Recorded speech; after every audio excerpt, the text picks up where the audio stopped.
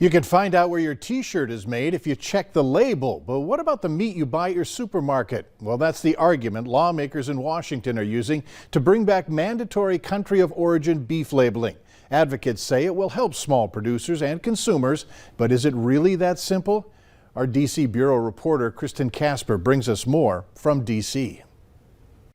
Where's the beef coming from? That's what a group of bipartisan lawmakers want you to know when you pick up your prime cuts from the grocery store. Because right now there's a lot of product that comes in the United States that carries a USA label or USA product label, which actually was not born, raised, and harvested here in the United States.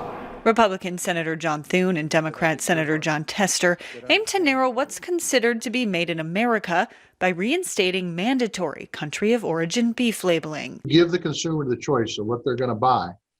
I think far and away, most people, the lion's share of folks, are going to buy that USA product. Mandatory country of origin labeling is not a new concept in the meatpacking industry. In fact, the measure was established in the early 2000s, but it was abandoned by Congress in 2016 due to cost and agreement concerns from the World Trade Organization.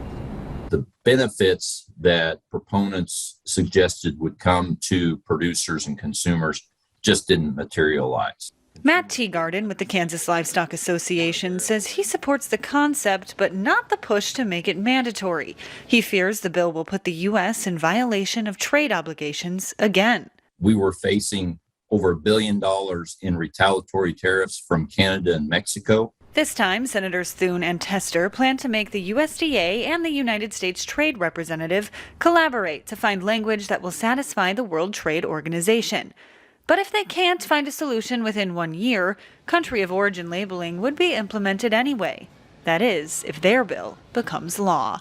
Reporting in Washington, I'm Kristen Casper. That bill has been formally introduced in the U.S. Senate.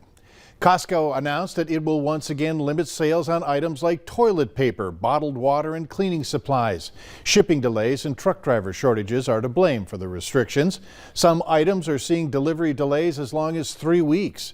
Costco has not outlined how many of the limited items customers will be able to buy.